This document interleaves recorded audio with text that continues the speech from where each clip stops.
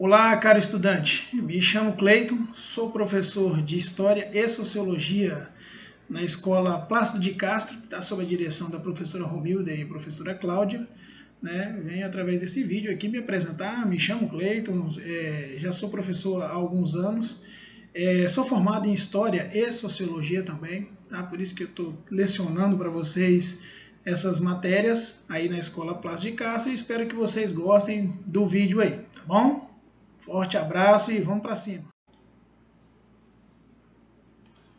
Olá, galera. Voltando aqui, né? Nós estamos falando em sala de aula e para os alunos que estão online também sobre a Era Vargas, tá? Isso aí você tem que tem que ter noção aí e começar a fazer as suas anotações.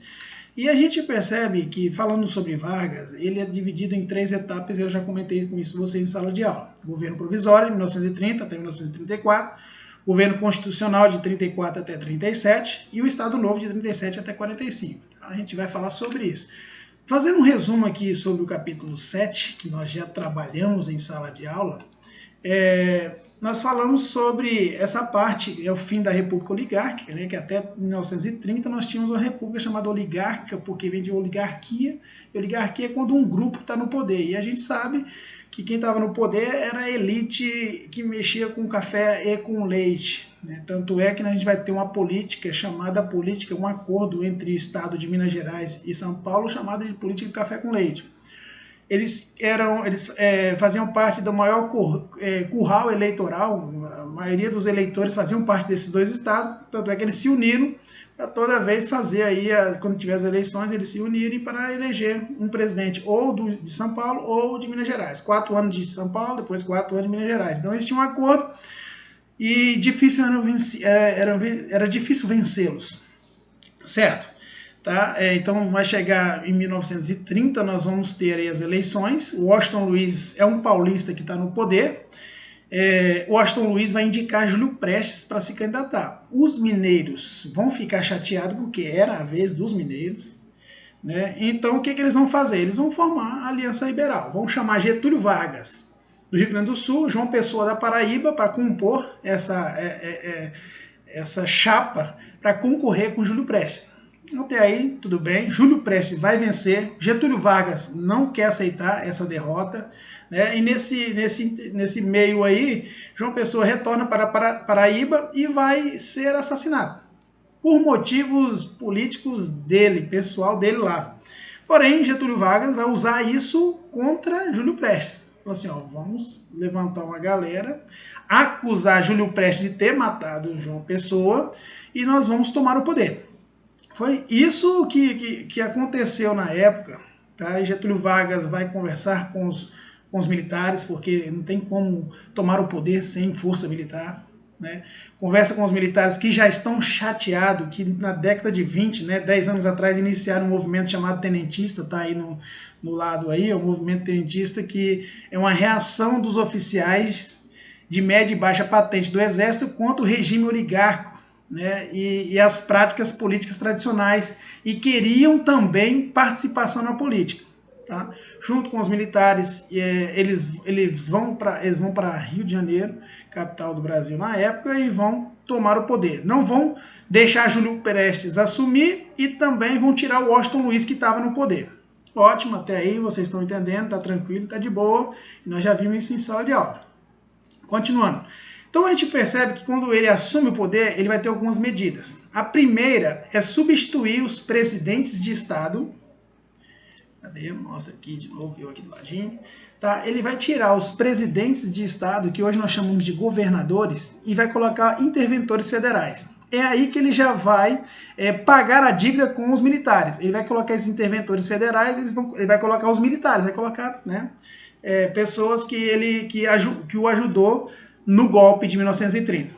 Ele vai colocar um decreto aí, né, ele vai fechar o legislativo, ele vai trabalhar através de decretos-leis, né, como ele fechou o legislativo, ele vai começar a compor as leis. Coloquei do lado aí, ó, os paulistas vão chatear com isso, tá?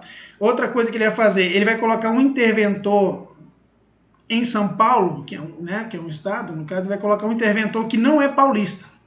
Ele tem uma mágoa com São Paulo porque os paulistas apoiaram Júlio Prestes. Então ele já bota um interventor que não é paulista. Isso vai chatear e vai dar um problema daqui a pouco, certo? Ele vai criar alguns ministérios, está aí, Ministério da Indústria, Trabalho e Comércio, nós já conversamos sobre isso em sala de aula, tá? Só para refrescar a sua memória.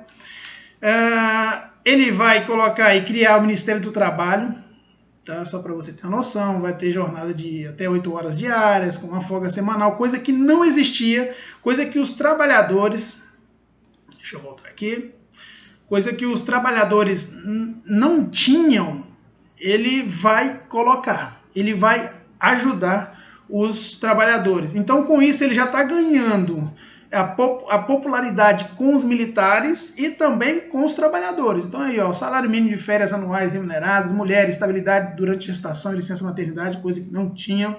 Idade mínima de 14 anos com autorização dos pais, e tinham que saber ler, escrever e contar.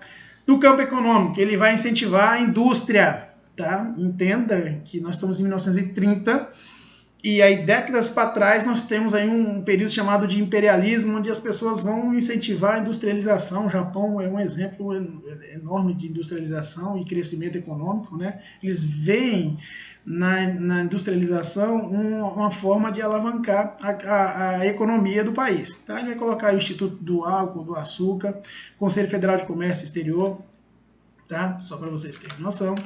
Ele vai, depois dessas medidas tomadas em 1930, resumindo aqui, né, o governo provisório de 1930 até 1934, nós vamos ter a Revolução Constitucionalista de 1932.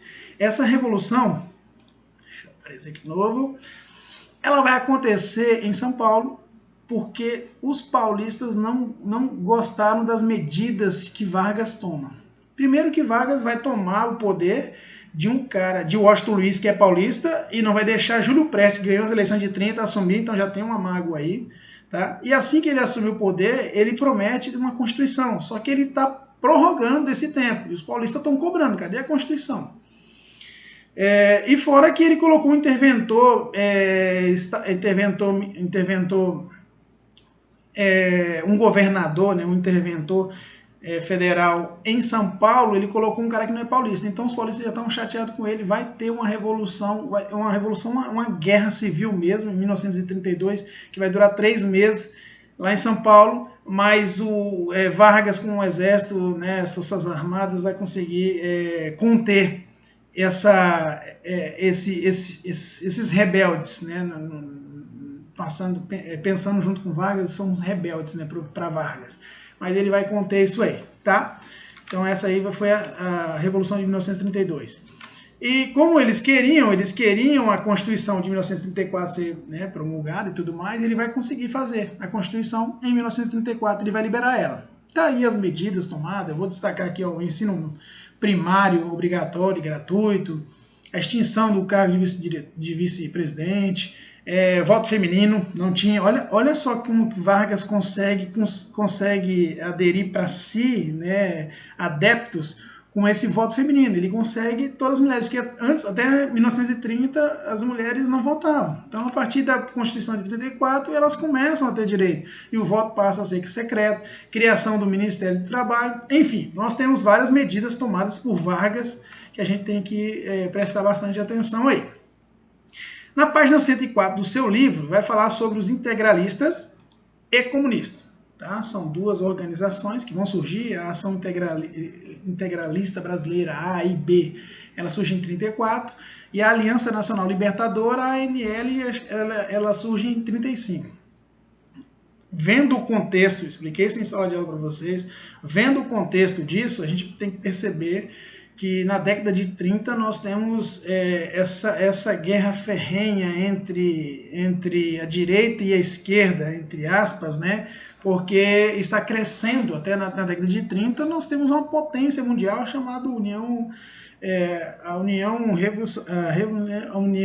das Repúblicas Socialistas Soviéticas, a União Soviética, vamos dizer assim, sempre resume assim. Então nós temos aí esse medo do comunismo que vai pairar no Brasil também. E essa ação integralista brasileira é como se fosse uma direita autoritária, um pouco contra a democracia, e a Aliança Nacional Libertadora seria uma esquerda, seria um comunismo, um socialismo, né? Pode ver aí nas descrições, estão dizendo aí, ó, os integrantes da AIB eram nacionalistas e avaliavam que a democracia era um regime incapaz de tirar o Brasil da crise. E o Brasil está na crise. Não esqueça que na década de 30 nós estamos passando por uma crise mundial, econômica, né, que teve origem em 1929 com a Grande Depressão, com a queda da Bolsa de Valores de Nova York. Tá? Esses são detalhes que você tem que ter noção e tem que estudar isso aí também. Tá? Aí, continuando sobre a ação integralista, né, os integralistas brasileiros. Está dizendo aí, ó, inspirado no regime totalitários, né, como o fascismo na Itália, o nazismo na Alemanha, os integralistas eram, sobretudo, contra o comunismo. Normal isso aí, beleza, tranquilo. Quem era a Aliança Nacional Libertadora? Foi fundada em 1935, reunia diversos setores descontentes da sociedade brasileira, opunha-se ao integralismo, então a gente já está vendo uma polaridade aí, né? Também nacionalistas, propunha a nacionalização de empresas estrangeiras, a reforma agrária e um governo popular para o Brasil. Embora dirigida pelo Partido Comunista, a ANL contava com a participação de anarquistas, liberais e socialistas. Então, em 35, né, 34, 35, nós temos essa briga entre uma direita, só para você ter uma noção, tá? Uma direita e uma esquerda, tá? Em 1935, no final de 35, vai surgir, tá aí no cantinho da tela aí, eu acho que é para cá, isso, lá no cantinho, chamada Intentona Comunista. Por quê? Porque Vargas vai colocar essa Aliança Nacional Libertadora na ilegalidade. Eles não podem ter ações, não podem trabalhar, não podem se manifestar. Ele vai colocar na legalidade. Então, eles vão tentar, se não me engano, na cidade de Recife, Rio de Janeiro, se não me foge a memória, Rio Grande do Norte, alguma coisa assim. Eles vão colocar nesses lugares manifestações no intuito de derrubar Vargas, né? E aí Vargas fica muito chateado com isso aí, né? E vai deter todos esses manifestantes aí, beleza? Vamos continuar. Então, com isso, eu fecho o capítulo 7, que é um resumo bem resumido que a gente falou sobre isso aí em sala de aula, e eu vou para o capítulo 8, tá? O capítulo 8, cadê? Deixa eu mostrar aqui. O capítulo 8, né, que tem o título aí, O Estado Novo, nós vamos falar especificamente sobre Vargas na sua ditadura, a gente chama de ditadura varguista, ou o Estado Novo. Tá? A terceira etapa onde Vargas vai participar, vai dominar o Brasil de 38 até 45. É um período aí de 38 até 45 que Vargas vai estar no poder. Só que não de forma democrática, e sim ditatorial. Tá? Entenda, né, 1938, um ano antes da Segunda Guerra Mundial, já temos exemplos como Hitler, né, invadindo vários países na Europa. Nós temos o fascismo, né, italiano de Benito Mussolini, e nós temos também o Japão invadindo algumas regiões ali na Ásia, né, principalmente na China, enfim, causando esse reboliço e também causando esse transtorno por causa das ideologias, né, de ditadura mesmo, de impor. Então, Vargas ele está sendo influenciado por essas ideias a nível mundial aí, tá certo? As eleições estavam programadas de acordo com a Constituição de 34, né, para o Vargas sair em 38. E as eleições estão marcadas para 3 de janeiro de 1938, por causa da intentona comunista, por causa da Aliança Nacional Libertadora, desarticulada, enfim, Vargas vê um perigo, ele chama até de perigo vermelho, do comunismo tentar invadir no Brasil.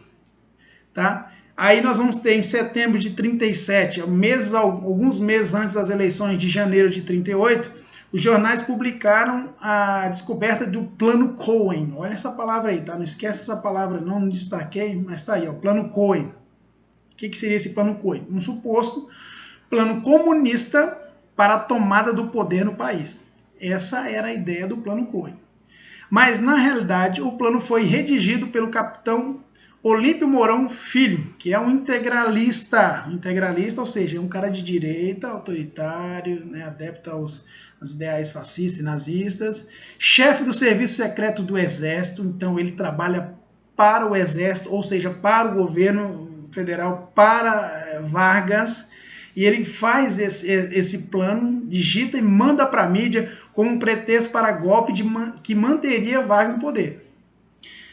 Vargas, eu não consigo te afirmar aqui agora, cara. Pior que um vídeo falando um trem desse é difícil, sem pesquisar. Mas eu não consigo afirmar se Vargas mandou ele fazer esse plano Cohen. Me perdoe, tá? Eu vou tentar achar essa informação aí. Eu só sei que ele usa esse plano Cohen para dizer que não vai ter as eleições e que ele vai assumir agora o poder do Estado. Porque o perigo vermelho não pode ter no Brasil, ou seja, o comunismo não pode assumir, né, o posto de presidente de governo federal no Brasil.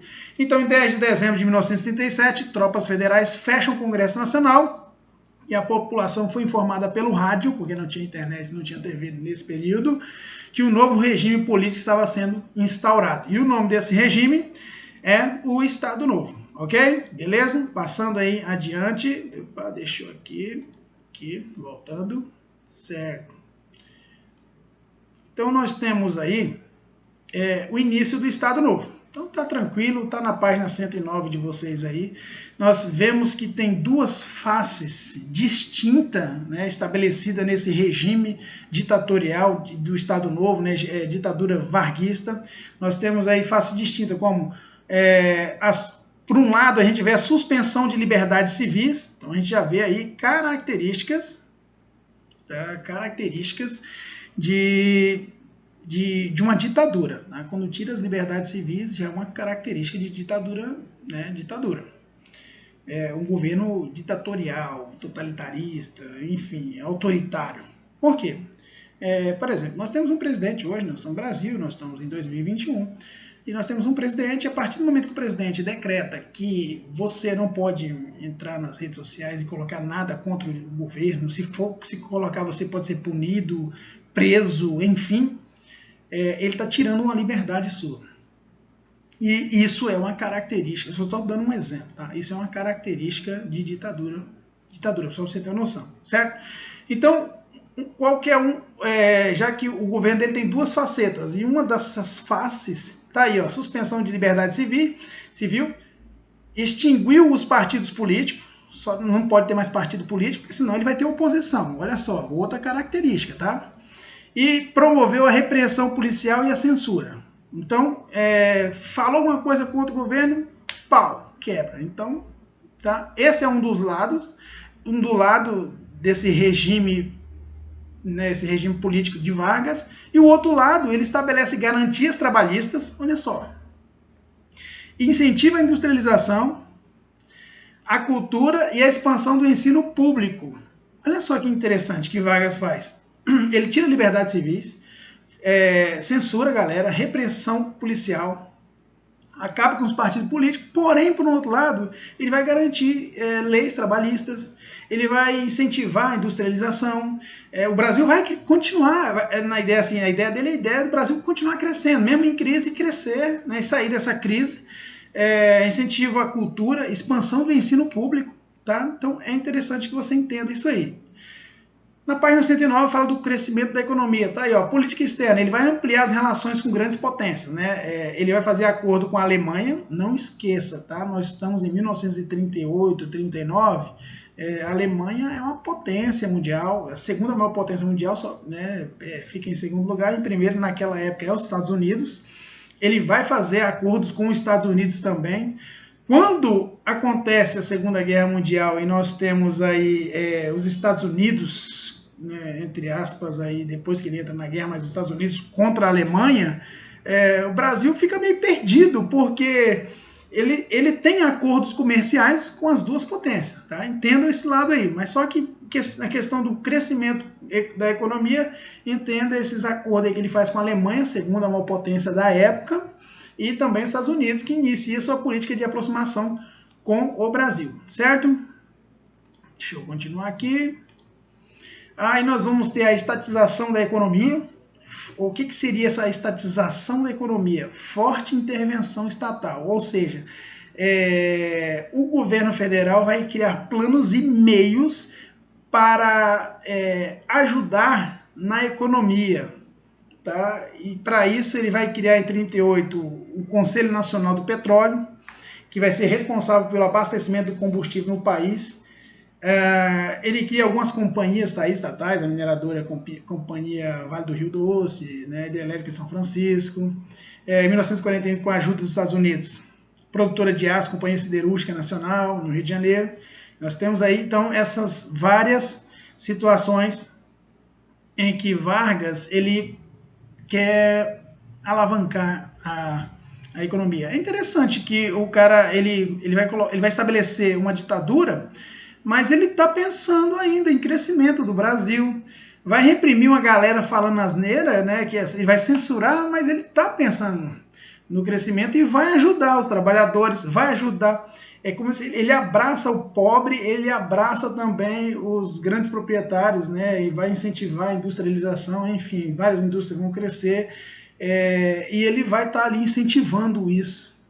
Por isso que quando termina a sua ditadura, ele sai, entra um cara chamado Dutra, né, um presidente Dutra, até de 45 a 50, e ele se candidata em 50, ele vai se reeleito. Falou, cara, mas o cara impõe uma ditadura no Brasil e depois ele consegue retornar. É isso mesmo que você está ouvindo. Beleza? Vamos continuar aqui.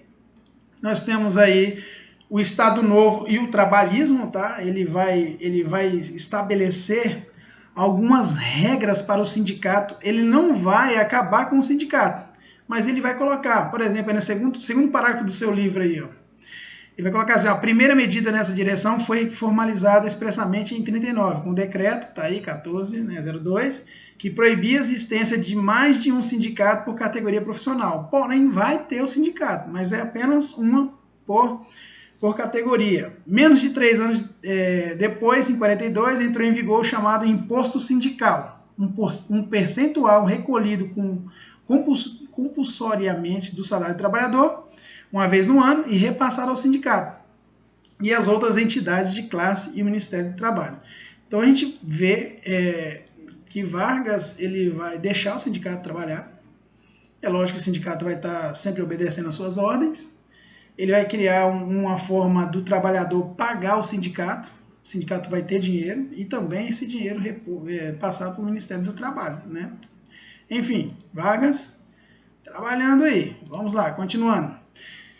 Ele vai colocar em 43, ele vai criar, tá aqui, ó. Assim, em 1943, Getúlio Vargas aproveitou a comemoração do Dia do Trabalho para anunciar a consolidação das leis do trabalho, CLT, que existe até os dias de hoje.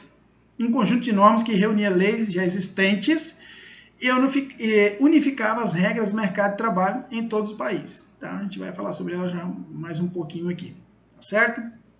Continuando, olha aqui algumas leis, né, que está prevista na CLT. Jornada diária de 8 horas, tá aí, você pode olhar aí, né?